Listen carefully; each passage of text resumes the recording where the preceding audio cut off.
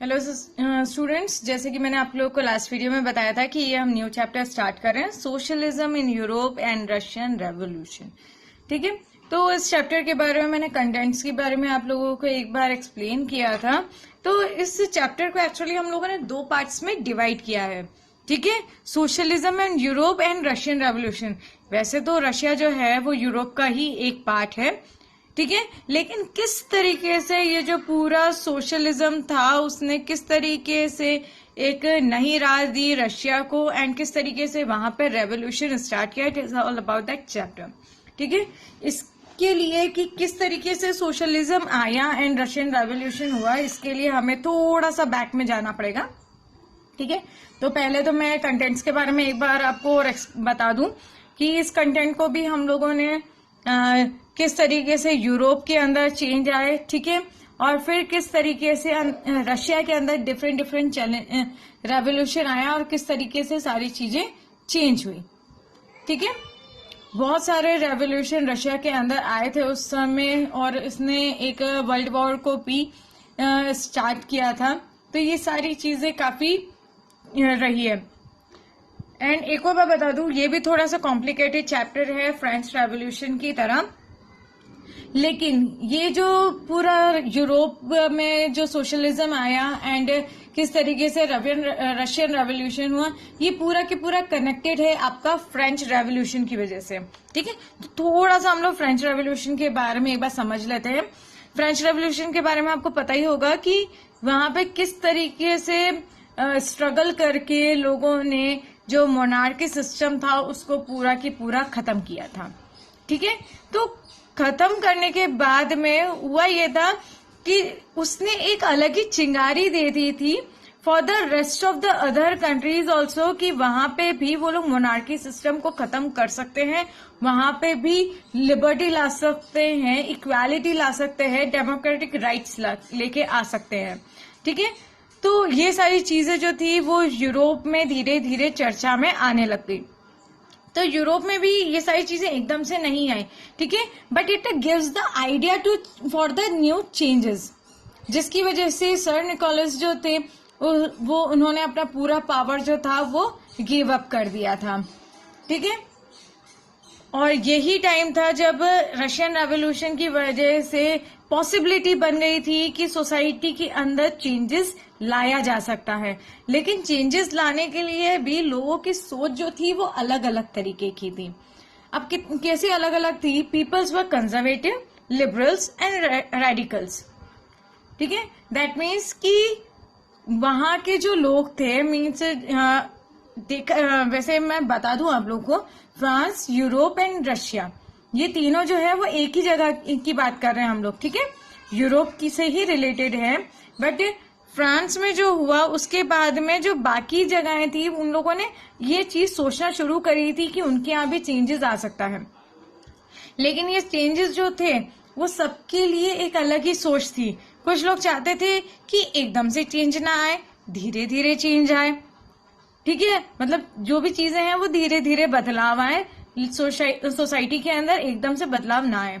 कुछ लोग चाहते थे कि ओवरनाइट चेंज हो जाए, मीन्स ओवरनाइट ही एक रात में ही जो किंग है उसे मार दिया जाए और सबको डेमोक्रेटिक राइट्स दे दिया जाए। ठीक है, लेकिन कुछ लोग ऐसे भी थे जो ये चाहते थे कि पूरी चीजें चेंज हो जाए, डेमोक्रेटिक तो नहीं आए, क्योंकि डेमोक्रेटिक का यहाँ पे मतलब होता है कि सबको इक्वल राइट्स, लेकिन उनका ये कहना था कि कंट्री में जिसकी पॉपुलेशन ज्यादा है, जैसे कि अगर हम इंडिया के तौर पे ले ले तो यहाँ पे हिंदुइज्म ज्यादा है, हिंदू लोग ज्यादा हैं, तो जिसकी भी मेजोरिटी ज्यादा है पूरा के पूरा पावर जो है वो उन्हीं के ऊपर चला जाए और सारे रूल्स जो है वो उन्हीं के अकॉर्डिंग बने। ठीक है, तो ये है about the conservatives, liberals and radicals, जिनके बारे में हम लोग आगे और पढ़ते हैं। बट हाँ, ये बात मैं एक्सप्लेन कर दूं कि फ्रेंच रेवोल्यूशन की वजह से कम एक पॉसिबिलिटी ओपन हो गई थी फॉर द अदर कंट्री कि किस तरीके से सोसाइटी के अंदर हम चेंजेस ला सकते हैं, एंड इवन चेंजेस हुए भी। ठीक है, धीरे धीरे हुए, कुछ चेंजेस अलग तरीके से हुए, कुछ रेवोल्यूशन मतलब कुछ बहुत ज्यादा जिनके लिए एफर्ट्स डालने पड़े, लेकिन चेंजेस आए। लेकिन ये जो लोग थे इनकी वजह से बहुत सारी हौच-पौच भी रहा सोसाइटी के अंदर। ठीक है, तो यूरोप जो था वो 3 पार्ट्स में बट गया था, मीन्स 3 तरीके के लोगों में बट गया था, अगर ये कहूं मैं तो। ठीक है, लिबरल्स ये चाहते थे कि जो मेजोरिटी के लोग हैं उनके पास में पावर चला जाए, वो लोग हैंडल करें। रेडिकल्स जो थे वो चाहते थे कि ओवरनाइट चेंज हो जाए, सबको डेमोक्रेटिक राइट्स मिल जाए। कंजर्वेटिव्स जो थे वो लोग थोड़े से रूढ़िवादी थे, वो लोग चाहते थे कि उनका जो पास्ट है वो बिल्कुल भी बदलाव उसमें ना आए, और जैसा चल रहा है उसमें चेंजेस आए, लेकिन धीरे धीरे चेंजेस आए, एकदम से कोई भी चेंज ना आए। तो फर्स्ट हम लोग पढ़ते हैं अबाउट द लिबरल्स। ठीक है, wanted a nation with tolerate all religion. तो लिबरल्स जो थे वो चाहते थे कि हर रिलीजन को एक समान अधिकार मिले। ठीक है, they were against the uncontrolled power of the dynastic rule. साथ ही साथ जो डायनेस्टिक रूल्स हैं, जो किंग्स वगैरह के रूल हैं, उसके अगेंस्ट में, मतलब उनका पूरा की पूरा पावर उनका ना हो। ठीक है, और उनके अगेंस्ट में ही सारी चीजें हों। They wanted rights for individual. वो चाहते थे कि सबको सबका अधिकार मिले।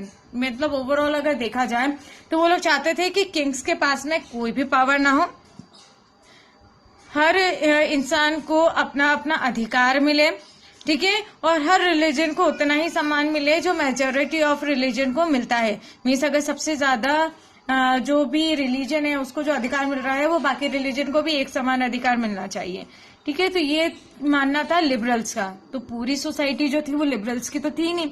वैसे देखा जाए तो इन लोग का कहना सही था कि डेमोक्रेटिक सोसाइटी होना चाहिए, किंग का पूरा अधिकार नहीं होना चाहिए, सबको समान अधिकार मिलना चाहिए, रिलीजन के तौर पे किसी के साथ भेदभाव नहीं होना चाहिए। ठीक है, तो लिबरल्स का ये कहना सही था, लेकिन ये सिर्फ एक ही पार्ट था यूरोप का जो ये चीज चाहता था। ठीक है, they argued for elected parliamentary government subject to law interpreted by well-trained judiciary that was independent of a ruler and officials। ठीक है, तो वो लोग ये भी चाहते थे एक पार्लियामेंट्री गवर्नमेंट बने, लॉ जो है वो अच्छे से वेल ट्रेन जो जुडिशियल्स होते हैं, जो एडवोकेट्स होते हैं, वो लोग बनाए, और वो किसी के भी दबाव में आके, मीन्स ना ही किंग ना ही कोई ऑफिशियल के दबाव में आके कोई भी रूल्स बनाए, उनको पूरी इंडिपेंडेंसी हो हर रूल बनाने की। They were not democrats because they did not believe in universal adult franchise. लेकिन एक चीज और थी लिबरल्स के अंदर, वो लोग डेमोक्रेटिक सोसाइटी नहीं चाहते थे। अब डेमोक्रेटिक सोसाइटी क्या कहता है कि सबको समान अधिकार, लेकिन वो लोग यूनिवर्सल एडल्ट फ्रेंचाइजी नहीं चाहते थे। अब यहाँ पे यूनिवर्सल एडल्ट फ्रेंचाइजी से सिर्फ एक ही मतलब है कि वो लोग ये चाहते थे कि वुमेन्स को वोटिंग का अधिकार ना हो। ठीक है, जो भी वोटिंग के अधिकार हो सिर्फ आदमियों को हो, वुमेन्स को कोई इंटरफेरेंस पॉलिटिकल लाइफ में ना हो। ठीक है, तो एक पार्ट थी लिबरल्स की जो कि थोड़ी सी अलग थी। Then they are the radicals. उसके बाद में कुछ रेडिकल्स भी थे। Wanted a nation in which government was based on the majority of countries population. अब रेडिकल्स ये चाहते थे कि कंट्री के अंदर जो मेजोरिटी पॉपुलेशन जिसकी है, गवर्नमेंट भी उसी की हो। ठीक है, they dislike concentration of property in hands of few. और वो लोग ये भी नहीं चाहते थे कि प्राइवेट प्रॉपर्टी कुछ ही लोगों के अंडर में हो। वो लोग ये चाहते थे कि प्रॉपर्टी पे सभी का अधिकार होना चाहिए, not the existence of a private property. Private property किसी की नहीं होनी चाहिए, सबके पास समान अधिकार होना चाहिए। और सबकी, मतलब उनका ये भी मानना था कि अगर कोई इंसान है, अगर वो पीछा है तो उसको हाथ पकड़ के आगे लाया जाए, मीन्स उसको वहीं की वहीं नहीं छोड़ दिया जाए। ठीक है, जैसे कि अगर हम बात करें एक कैपिटलिज्म की, वो लोग एक्चुअली सोशलिज्म चाहते थे रेडिकल्स। और कैपिटलिज्म में होता है क्या है कि अगर जो पर्सन है अगर उसमें पोटेंशियल है तो वो अपनी इंडस्ट्री को ज्यादा बढ़ाएगा, अपनी इंडस्ट्रियलाइजेशन को ज्यादा बढ़ाएगा, वर्कर्स को ज्यादा रखेगा, और मतलब उसका ये है कि खुद ही क्या है जो बढ़ावा आगे देना चाहिए, और जिसमें जितना पोटेंशियल होगा वो उतना आगे बढ़ता जाएगा। लेकिन रेडिकल्स चाहते थे कि सिर्फ मतलब जो पोटेंशियल है सिर्फ वही आगे ना बढ़े, सब आगे बढ़े और समान तरीके से आगे बढ़े। अगर कोई पीछे जा रहा है तो जो पोटेंशियल है जिस इंसान में, तो वो भी उसे साथ में लेके आगे बढ़े। ठीक है। देन कंजर्वेटिव, दे रेजिस्टेंट चेंज। अब वो लोग चेंज तो चाहते थे लेकिन वो स्लो चेंज चाहते थे, इतना जल्दी चेंजेस नहीं चाहते थे।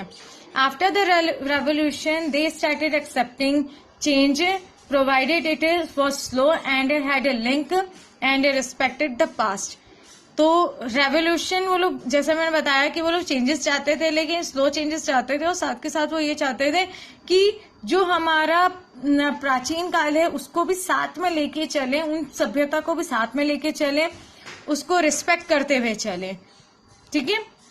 तो रेडिकल्स और कंजर्वेटिव में यही डिफरेंस था कि कंजर्वेटिव स्लो चेंज चाहते थे, रेडिकल्स इमीडिएट चेंजेस चाहते थे कि ओवरनाइट ही चेंज हो जाए, एक ही रात के अंदर सारी चीजें चेंज हो जाए।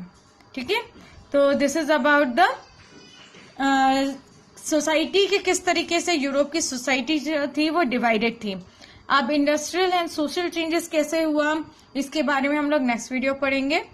Till then take care. And फिर मैं बोल रही हूँ कि एक बार फ्रेंच रेवोल्यूशन को अगर नहीं समझ में आया तो एक बार उसको जरूर अंडरस्टैंड कर लेना, क्योंकि ये जो चैप्टर है वो थोड़ा सा फ्रेंच रेवोल्यूशन से कनेक्टेड है। ठीक है। So till then take care, bye.